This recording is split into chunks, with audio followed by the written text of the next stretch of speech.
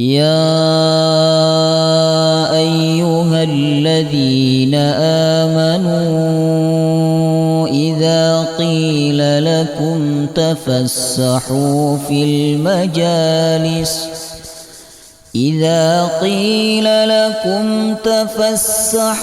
في المجالس فافسحوا يفسح الله لكم وإذا قيل انشزوا فانشزوا يرفع الله الذين آمنوا منكم والذين أوتوا العلم درجات والله بما تعملون خبير.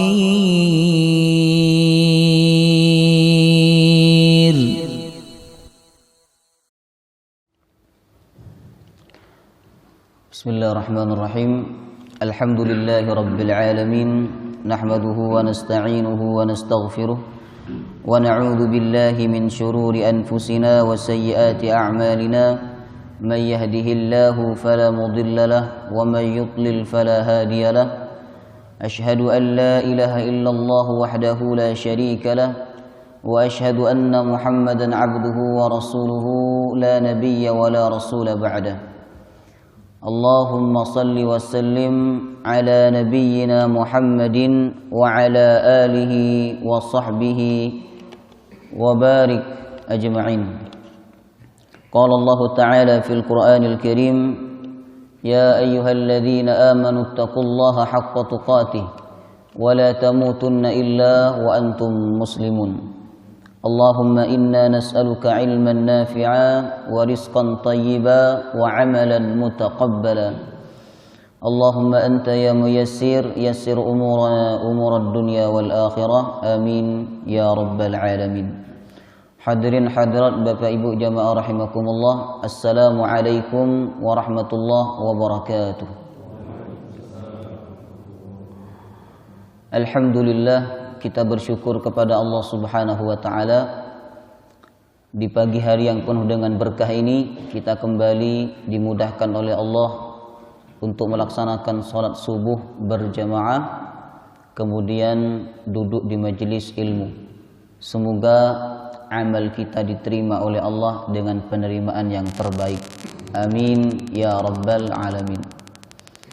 Hadirin, tema kita pagi hari ini adalah istiqomah, menjadi pribadi yang istiqomah.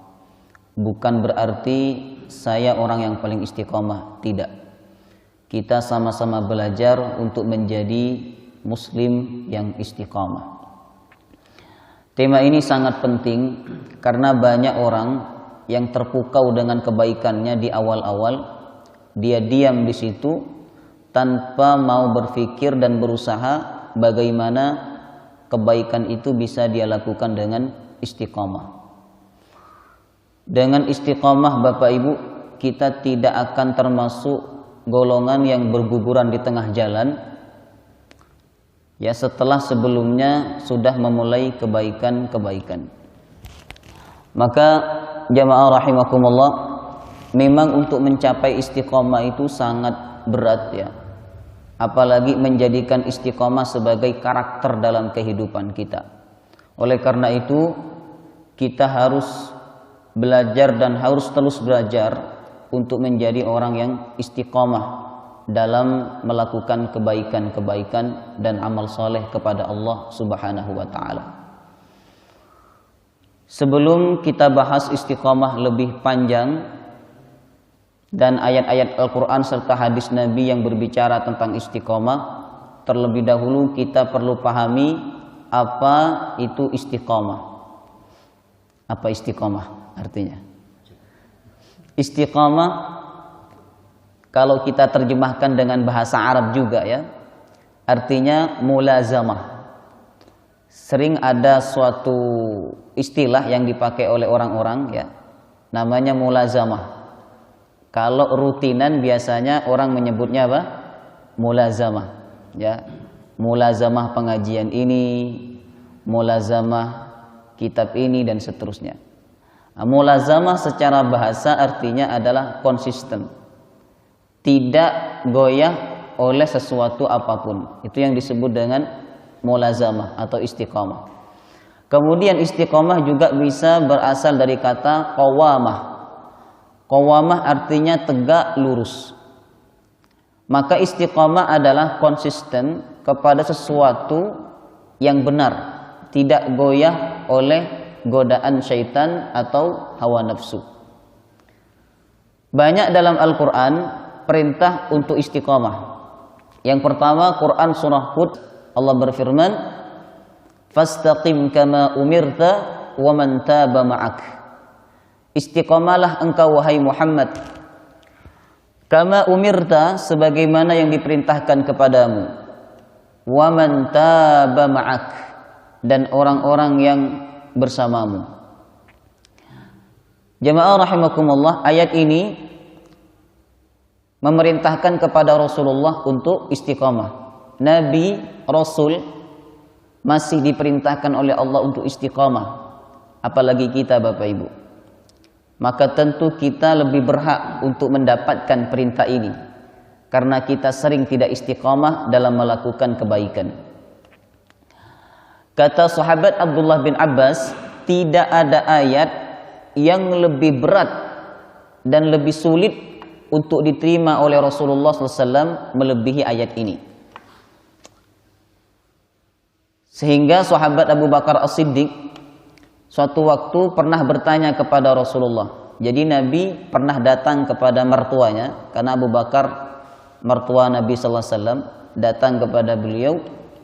Kemudian Abu Bakar As-Siddiq melihat beberapa helai dari rambutnya Nabi itu tumbuh uban. Ditanya oleh sahabat Abu Bakar, "Ya Rasulullah, qad syibta." Wahai Rasulullah, sungguh engkau telah tumbuh uban. Kemudian Rasulullah SAW bersabda, "Syayyabatni Hudun." Telah membuat aku beruban Quran surah Hud, tepatnya ayat 113. Jadi Nabi baca ayat itu Bapak Ibu, "Fastaqim kama umirta wa man taba ma'ak", sampai tumbuh uban. Karena begitu kepikiran Rasulullah SAW betapa beratnya untuk istiqamah. Ada ndak orang yang sekarang seperti beliau? Dia kepikiran ayat Quran, kepikiran ayat tentang istiqamah, kepikiran ayat tentang azab, lalu kemudian tumbuh uban. Ada ndak? Susah. Yang banyak orang sekarang ini tumbuh uban karena memikiri perkara-perkara dunia. Maka Nabi Shallallahu Alaihi Wasallam menganggap bahwa istiqomah itu berat, sampai-sampai beliau kepikiran dan tumbuh uban di kepalanya. Tapi tidak banyak jemaah rahimakumullah. Dikatakan oleh sahabat Anas bin Malik, Rasulullah tidaklah meninggal kecuali beliau memiliki 14 helai uban di rambutnya. Maka apabila kita tidur lalu bermimpi dengan dalam mimpi itu ada seseorang yang datang kepada kita, rambutnya putih, kemudian jenggotnya putih, yakin itu bukan Nabi. Ya, walaupun dia mengaku-ngaku sebagai Nabi, yakin jemaah rahimakumullah. Karena apa? Karena setan dan jin, dikatakan oleh para ulama, mereka bisa-bisa saja mengaku sebagai Nabi Muhammad sallallahu alaihi wasallam. Jadi perintah pertama dalam Al-Qur'an untuk istiqamah yaitu Quran surah Hud ayat 113. Fastaqim kama umirta wa man taba ma'aka wa la tatghaw. Kemudian yang kedua, Quran surah Fussilat ayat 30. Allah berfirman, "Innal ladzina qalu rabbunallah tsumma istaqamu tatanazzalu alaihimul malaikatu alla takhafu wa la tahzanu." Sesungguhnya orang-orang yang berkata, Rabbunallah, Tuhan kami hanya Allah. Tsumma istaqamu, kemudian mereka istiqamah dengan ucapannya, istiqamah dengan imannya, istiqamah dengan kebaikannya. tatanazzalu alaihimul malaikah. Banyak malaikat yang turun kepadanya. Ketika dia meninggal dunia, banyak malaikat yang turun kepadanya. Lalu malaikat itu berkata, alla takhafu wa la tahzanu. Janganlah engkau takut dan janganlah engkau bersedih. Wa abshiru bil jannah. Gembiralah engkau dengan syurga. Ini yang kedua. Kemudian yang ketiga, Quran surah Al-Ahqaf ayat 13. Allah berfirman, innal ladzina qalu rabbunallah tsumma istaqamu fala khaufun 'alaihim wala hum yahzanun. Sesungguhnya orang-orang yang berkata Tuhan kami Allah, kemudian mereka istiqamah, maka tidak akan ada rasa takut dan sedih kepadanya.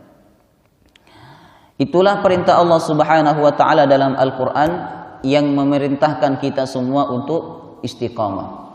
Kemudian hadis Nabi sallallahu alaihi wasallam. Ada beberapa hadis Nabi yang menyebutkan perintah untuk istiqamah.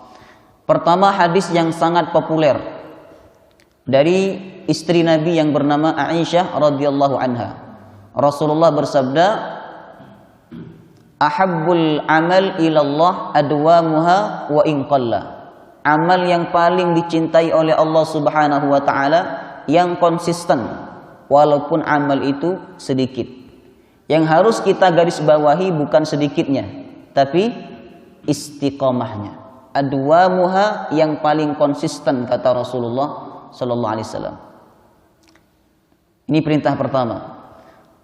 Kemudian yang kedua, Rasulullah SAW juga bersabda dalam riwayat Imam Ibnu Majah, istaqimu wa ni'ma idistaqaitum. Kata Rasulullah, istiqamahlah kalian, dan sebaik-baiknya kalian apabila kalian istiqamah. Kemudian Rasulullah juga bersabda dalam riwayat Imam Ahmad, la yastaqimu imanu abdin hatta yastaqimu qalbuh. Seseorang tidak akan istiqamah kalau hatinya tidak istiqamah. Jadi untuk membuat lisan kita istiqamah berkata yang baik, kita istiqamah berbuat yang baik, pertama yang harus kita luruskan adalah hati kita. Wala yastaqimu qalbuhu hatta yastaqima lisanuhu, kata Nabi. Dan hati itu tidak akan lurus kalau lisan seseorang itu tidak lurus. Maka untuk meluruskan hati, kata Rasulullah, jaga ucapan. Man kana yu'minu billahi wal yaumil akhir falyakul khairan aw liyasmut. Siapa yang beriman kepada Allah dan hari akhir, ucapkan yang baik. Kalau tidak bisa berucap yang baik, diamlah, kata Rasulullah sallallahu alaihi wasallam. Itulah hadis-hadis yang menyebutkan tentang istiqamah. Lalu bagaimana ikhtiar yang harus kita lakukan supaya kita ini menjadi orang yang istiqamah dalam melakukan kebaikan, Bapak Ibu? Yang pertama adalah niat yang kuat. Niat yang kuat. Apabila kita memiliki niat yang kuat untuk melakukan kebaikan, maka Allah akan memberikan pertolongan kepada kita. Apa saja, Bapak Ibu? Kalau kita punya niat yang kuat, pasti Allah akan memberikan pertolongan. Walladzina jahadu fina lanahdiyannahum subulana.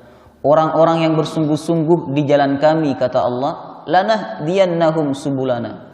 Kami akan memberikan petunjuk kepadanya. Allah akan berikan petunjuk, Allah akan berikan hidayah kepada dia. Jadi kunci pertama adalah niat yang kuat. Ada orang yang kalau kita ukur ya, gajinya per bulan itu tidak bisa untuk naik haji. Jemaah rahimakumullah. Tapi karena niatnya kuat untuk berangkat haji atau untuk mendaftar haji, kemudian Allah mudahkan dia untuk bisa mendaftar dan bisa naik haji, Bapak Ibu. Ada seseorang yang umurnya 60 tahun, ya. Dia niat kuat untuk menghafal Quran. Qadarullah, dengan izin Allah Subhanahu wa taala, di umur 70 tahunnya dia hafal Quran 30 juz. Niat yang kuat. Demikian pula dengan istiqamah. Kalau kita istiqamah ini punya niat yang kuat untuk istiqamah, Allah akan memberikan pertolongan kepada kita untuk istiqomah dalam melakukan kebaikan. Ngoten. Ada kisah menarik tentang niat yang kuat. Diriwayatkan oleh Imam At-Tirmizi. Ada seorang sahabat A'rabi, sahabat yang tinggal di perkampungan. Dia datang kepada Rasulullah sallallahu alaihi wasallam, kemudian dia menyatakan Islam kepada Nabi. Dia beriman kepada Nabi dan dia berjanji kepada Nabi untuk ikut beliau dan berperang jihad bersama beliau. Ringkas ceritanya, tak lama setelah keislaman sahabat tersebut, terjadilah perang Khaybar. Ya. Perang Khaybar, pada permulaan perang, ya, tahap awal peperangan dimenangkan oleh umat Islam. Baik, jadi tahap awal misalnya dari pagi sampai siang, ya, peperangan dimenangkan oleh umat Islam.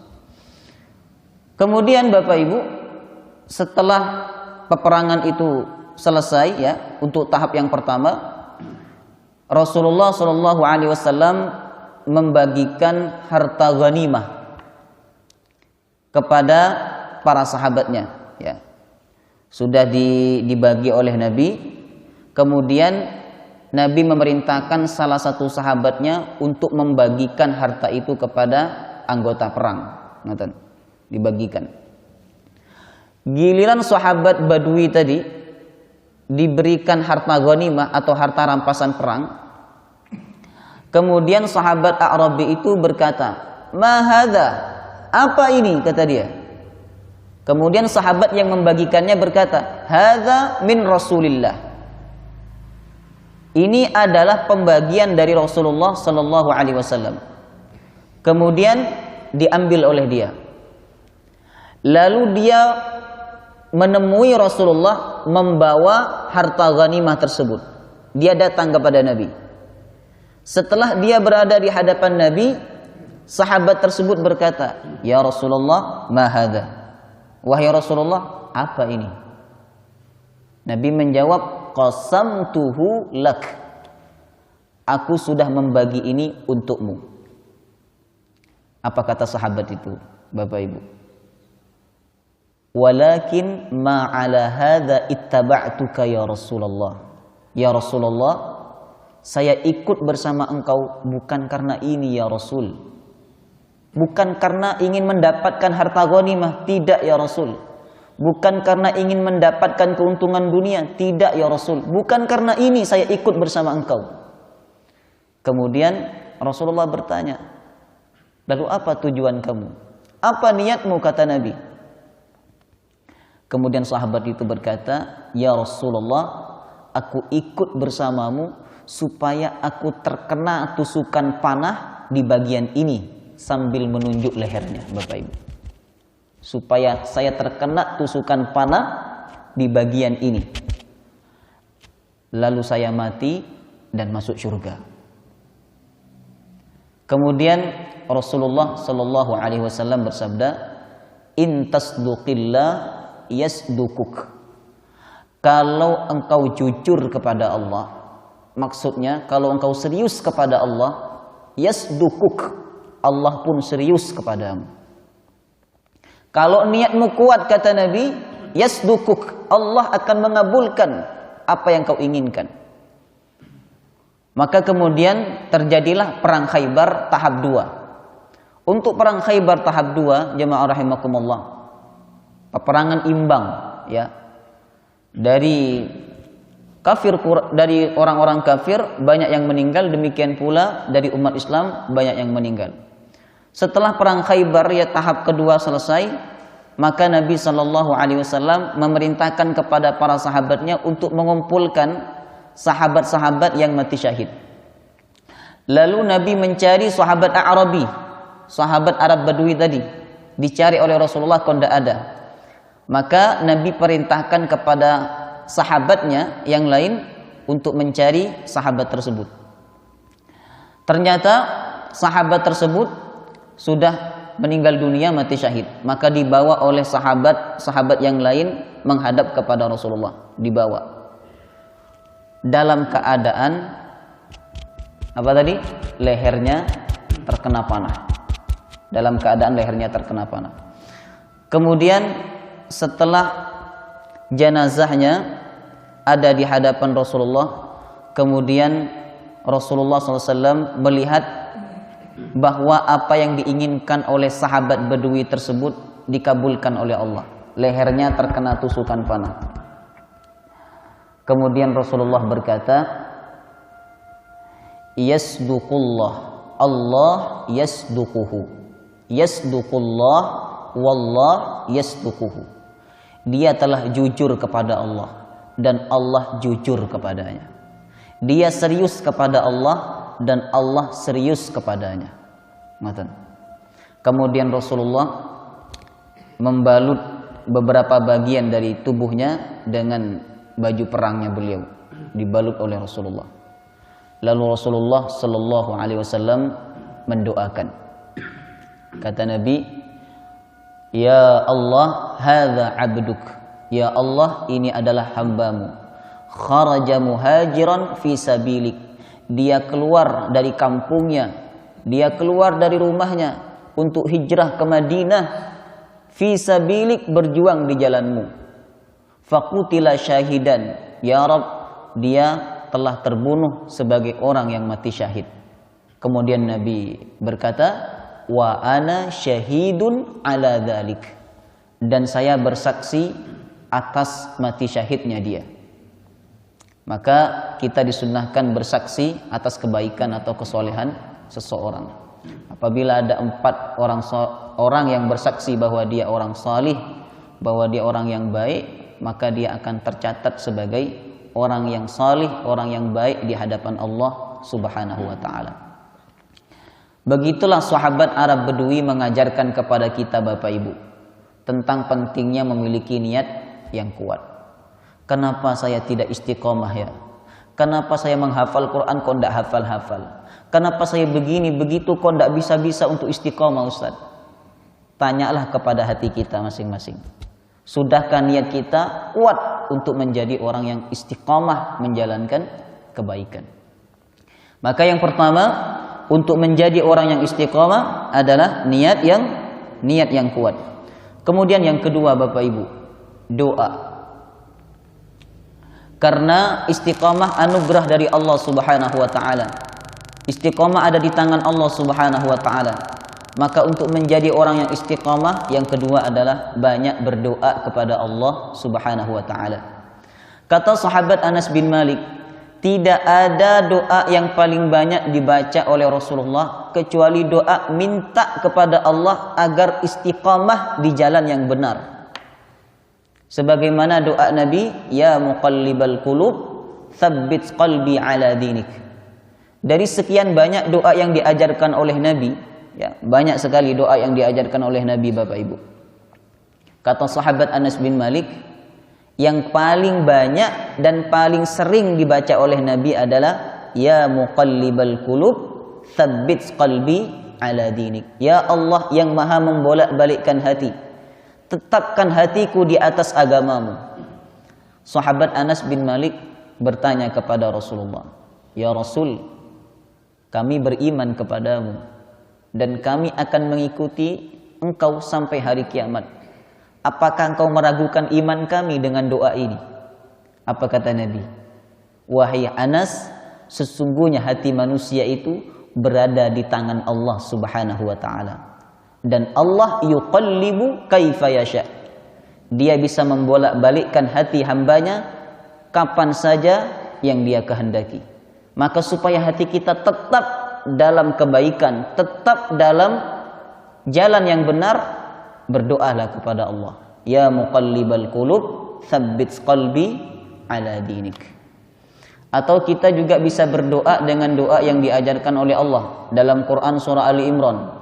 Rabbana la tuzigh qulubana ba'da idh hadaitana wa hab lana min ladunka rahmah innaka antal wahhab.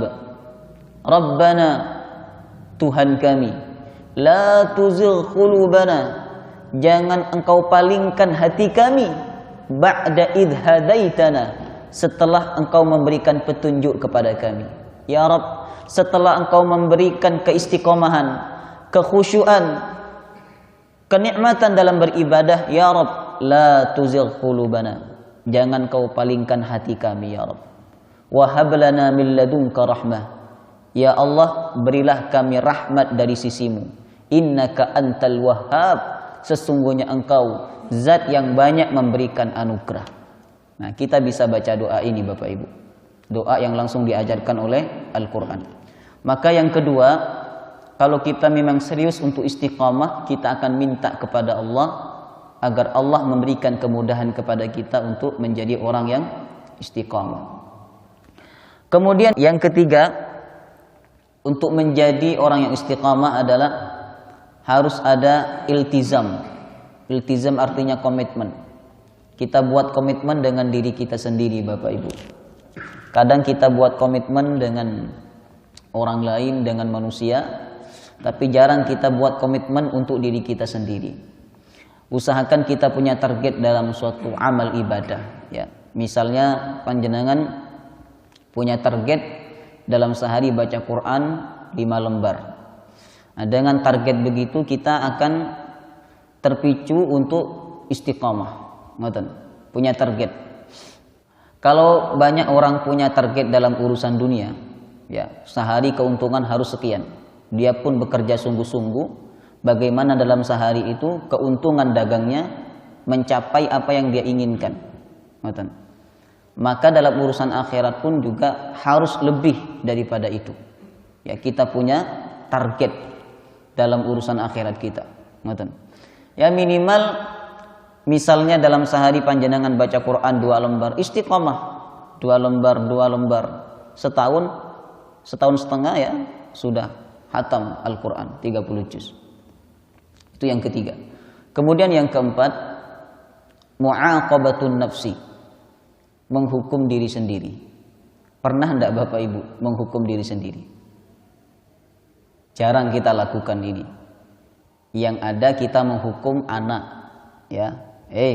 Kamu tadi tidak sholat subuh, sekarang langsung sholat subuh, kemudian ngaji 1 juz. Kalau kita ingin menjadi orang istiqomah, kata sahabat Umar bin Khattab, salah satunya adalah menghukum diri kita sendiri. Seorang muslim menghukum dirinya sendiri, itu penting untuk memicu dia menjadi orang yang istiqomah. Sebenarnya perkara ini sudah dilakukan oleh para sahabat dan ulama-ulama salaf. Seperti sahabat Umar bin Khattab ya. Sahabat Umar bin Khattab pernah suatu waktu beliau datang ke kebunnya. Beliau melihat ya, kemudian membersihkan kebun kurmanya. Karena kesibukan beliau di kebun, lalu kemudian beliau terlambat sholat berjamaah. Bukan tidak sholat berjamaah, tapi terlambat sholat berjamaah. Apa yang dilakukan oleh sahabat Umar? Kata beliau, karena kebun tersebut sudah membuat saya terlambat sholat berjamaah, maka kebun tersebut saya sedekahkan kepada orang miskin. Masya Allah. Ngoten. Sebegitunya sahabat menjaga keistiqomahan. Pernah tak kita seperti itu? Tidak pernah. Kemudian ada lagi sahabat Thalhah bin Ubaidillah. Beliau juga punya kebun.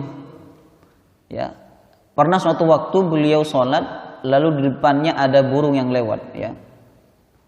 Di depan beliau ada burung yang lewat, sehingga sholatnya lalai, tidak khusyuk, Bapak Ibu.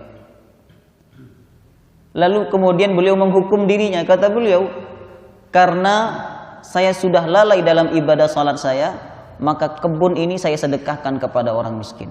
Masya Allah. Kemudian sahabat Abdullah bin Umar, anak daripada Sayyidina Umar bin Khattab radhiyallahu.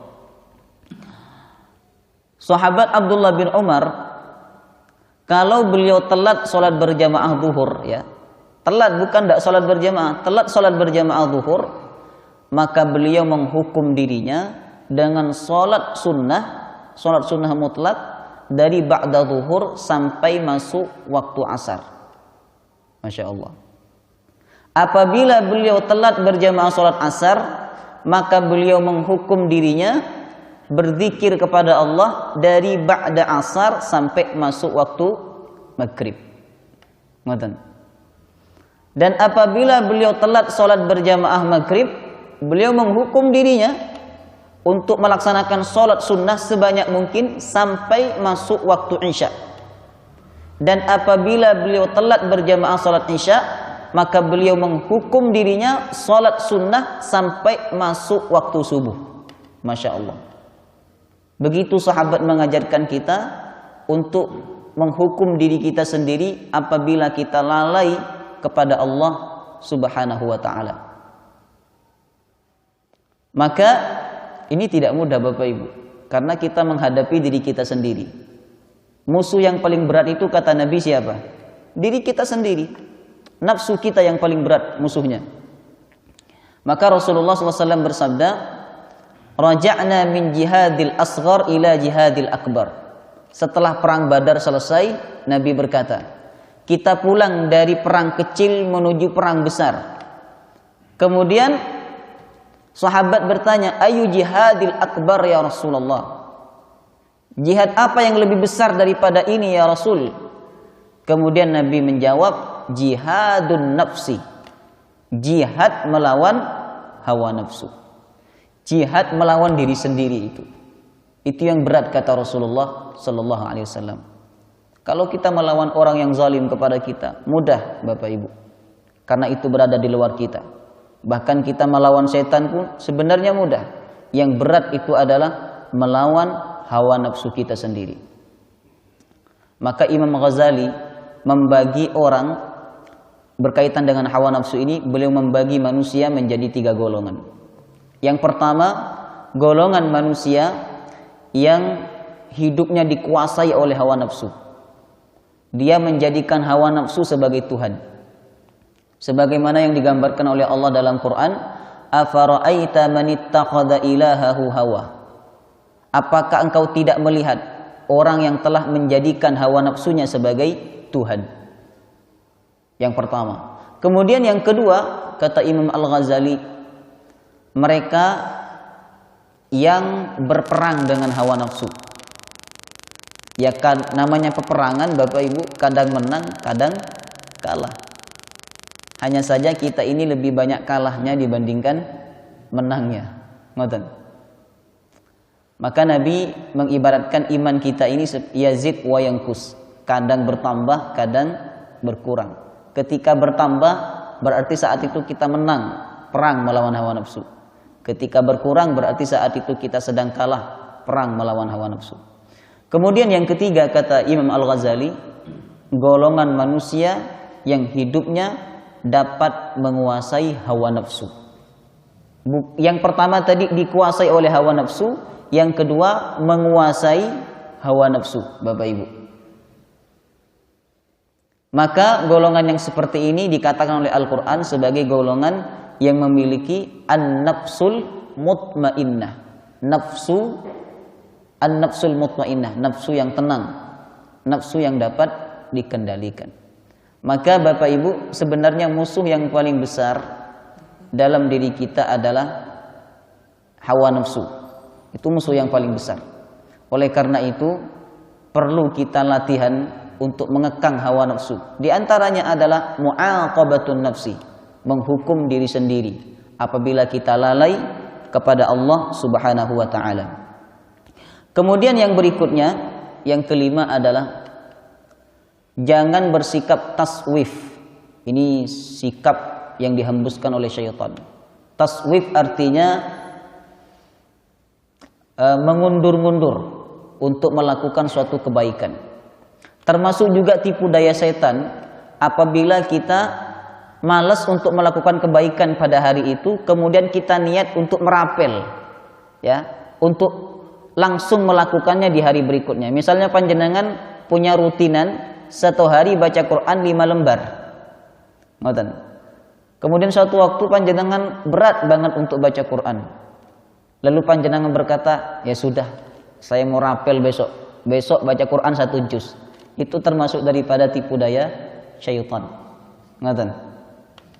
Masuk hari besok Bapak Ibu, panjenengan sudah merasa betapa banyak baca Quran itu 1 juz. Ngoten. Sehingga panjenengan tidak kuat baca Quran 1 juz. Akhirnya yang dibaca 5 lembar. Atau bahkan mungkin panjenengan merapel lagi di hari berikutnya 1,5 juz. Ini termasuk daripada tipu daya syaitan untuk merusak keistiqomahan kita. Ngoten. Maka jemaah rahimakumullah, termasuk perkara yang dapat merusak keistiqomahan kita adalah taswif, mengundur-undur ibadah kepada Allah Subhanahu wa taala. Apabila panjenengan keluar, panjenengan bawa uang 100.000 keluar untuk sedekah kepada orang miskin. Ternyata panjenengan tidak mendapati orang miskin yang panjenengan maksud, ya. Misalnya panjenengan ingin bersedekah kepada si fulan. Dia orang miskin, dia orang yang membutuhkan. Udah bawa uang dari rumah. Ternyata si fulan itu tidak ada di rumah. Uang itu usahakan jangan dibawa pulang, Bapak Ibu. Kalau dibawa pulang, habis nanti uangnya. Ya. Apabila panjenengan bertemu dengan orang miskin yang lain, ya, maka berikanlah uang tersebut. Begitu caranya yang diajarkan oleh para ulama supaya kita tidak terjebak dalam taswif, mengundur-undur suatu amal kebaikan. Kata sahabat Umar bin Khattab, "Idza asbahta fala tantadhiril masa." Apabila engkau berada di waktu pagi, jangan tunggu waktu sore untuk melakukan amal kebaikan. Itu yang kelima. Jangan taswif. Kemudian yang keenam, jamaah rahimakumullah, kita perlu tahu tentang kemuliaan istiqamah. Ini penting, ya. Setelah kita punya niat yang kuat, berdoa kepada Allah, punya target, kemudian mu'aqabatun nafsi, menghukum diri sendiri, kemudian yang berikut kemudian tidak bersifat taswif, ya. Kemudian yang keenam, kita perlu mengetahui, perlu memahami tentang kemuliaan orang yang istiqamah. Banyak kemuliaan disebutkan oleh Quran dan Al-Hadis. Yang pertama disebutkan oleh Al-Quran, Allah berfirman, "Innal ladzina qalu rabbunallah, tsumma istaqamu, tatanazzalu 'alaihimul malaikatu alla takhafu wa la tahzanu." Sesungguhnya orang-orang yang istiqamah, tatanazzalu 'alaihimul malaikah, maka saat dia meninggal dunia ada banyak malaikat yang turun. Jadi saat manusia itu sedang sakaratul maut, Bapak Ibu, disebutkan dalam hadis riwayat Imam Ahmad, sebenarnya saat itu banyak malaikat yang turun. Apabila dia orang baik, orang salih, maka malaikat itu turun dalam keadaan wangi, kemudian wajah mereka wajah yang tampan, wajah yang enak dipandang. Kemudian malaikat-malaikat itu berkata, "Alla takhafu wa la tahzanu." Janganlah kalian takut dan janganlah kalian bersedih. Wa abshiru bil jannah. Gembiralah karena Allah menyiapkan surga untukmu. Kata ulama, tidak ada ucapan yang lebih membahagiakan kita seumur hidup dibandingkan ketika malaikat datang kepada kita, lalu malaikat itu berkata, "Alla takhafu wa la tahzanu wa abshiru bil jannah." Dan semoga kita termasuk orang yang mendapatkan ucapan ini. Amin ya rabbal alamin. Maka jemaah rahimakumullah, ketika malaikat datang dengan ucapan seperti itu, niscaya sakaratul maut itu yang begitu sakit tidak akan terasa pada diri kita saat itu. Ya Ustadz, bukankah Rasulullah bersabda bahwa dalam kematian itu ada sakarat? Bahkan Nabi pun merasakannya saat sakaratul maut. Iya.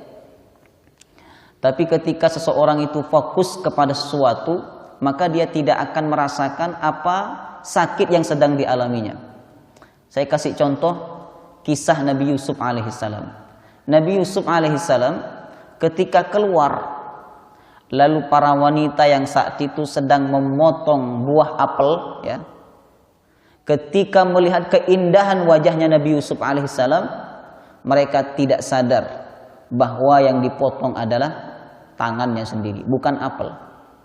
Kenapa mereka tidak merasa itu? Karena mereka fokus terhadap keindahan wajahnya Nabi Yusuf alaihissalam. Kata ulama, surga lebih indah daripada wajahnya Nabi Yusuf. Maka ketika kita sakaratul maut, lalu surga ditampakkan oleh Allah, tidak terasalah sakaratul maut tersebut. Bapak Ibu, itulah orang yang soleh.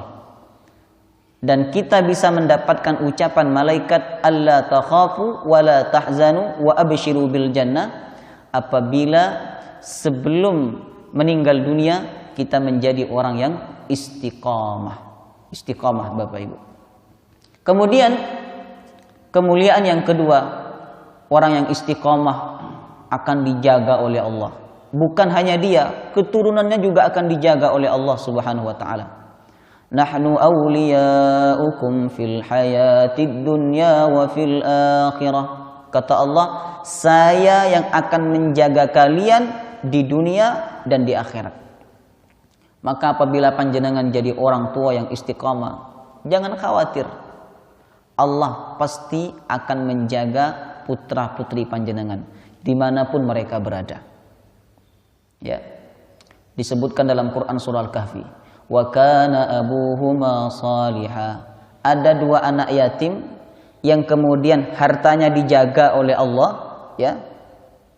Insyaallah Bapak Ibu sudah pernah mendengar kisah ini. Hartanya dijaga oleh Allah. Kenapa? Wa kana abuhuma salihah. Karena orang tuanya orang yang salih salihah. Dikatakan oleh ulama tafsir, sebenarnya anak itu sudah keturunan yang ketujuh. Anak itu sudah keturunan yang ketujuh. Berarti apa itu, Pak? Cicit, di atasnya cicit apa lagi? Ya pokoknya itulah. Itu sudah yang ketujuh. Keberkahan kakeknya, keberkahan neneknya yang istiqamah, yang salih salihah, yang taat kepada Allah masih dirasakan oleh anak cucunya. Maka apabila kita istiqamah, Allah akan jaga kita dan Allah akan jaga keluarga kita. Kemudian yang terakhir, orang yang istiqamah adalah orang yang paling dicintai oleh Allah. Sebagaimana hadis Nabi, ahabbul amal ilallah adwamuha wa in qalla. Amal yang paling dicintai oleh Allah. Artinya apa? Kalau kita melakukan amal itu, kita akan menjadi hamba yang paling dicintai oleh Allah Subhanahu wa taala. Adwamuha wa in qalla. Amal yang konsisten walaupun sedikit. Satu hari baca Quran 2 lembar, tapi konsisten, tapi istiqamah. Amal itu dicintai oleh Allah. Kalau kita melakukan amal itu, kita akan menjadi hamba yang paling dicintai oleh Allah Subhanahu wa taala. Maka semoga kita semua menjadi hamba yang istiqamah dalam kebaikan. Amin ya rabbal alamin. Ya muqallibal qulub, tsabbit qalbi ala dinik. Rabbana la tuzigh qulubana ba'da idh hadaitana wa hab lana min ladunka rahmah innaka antal wahhab. Amin ya rabbal alamin. Sekian, kita tutup dengan pembacaan doa kafaratul majlis. Subhanakallahumma wa bihamdika asyhadu an la ilaha illa anta astaghfiruka wa atubu ilaik. Assalamualaikum warahmatullahi wabarakatuh.